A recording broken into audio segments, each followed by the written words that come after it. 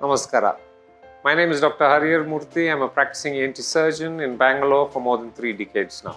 When a person has got snoring and repetitive sleep apnea, one of the procedures that was done in the past was Uvulopalatopharyngoplasty. This entailed removal of the tonsils and also removing part of the adjoining soft palate and the pillars of the tonsil. Posterior pillars were usually removed partially with the soft palate so that the person has got a better air space to breathe and reduces the snoring. Now, the long-term evaluation of these patients also led us to know and now believe that it is not a very satisfactory procedure. Why? Because the long-term secretarization or scarring that happens after that also started causing difficulty in the person's ability to breathe and snore, or for that matter even swallow. So the use of the laser was a step up from the traditional Uvulopalatopharyngoplasty. So the laser-assisted Uvulopalatopharyngoplasty came into vogue when the laser became a tool in the hands of the surgeon. Instead of cold steel, people started using the laser. Now, it is only a different tool that is used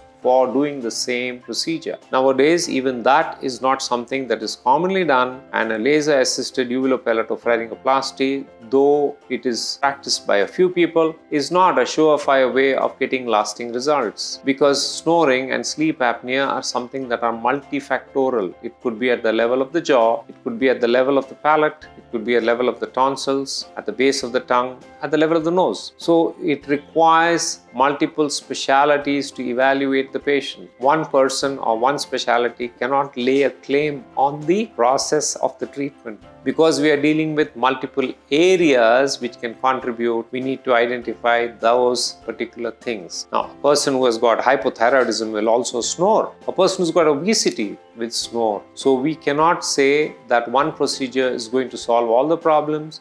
So it's necessary we have a multi-speciality evaluation of the patient who has got a snoring or a sleep apnea, and thereby go in for a proper multi-speciality management plan. That would be more responsible for the patient as well as more result oriented.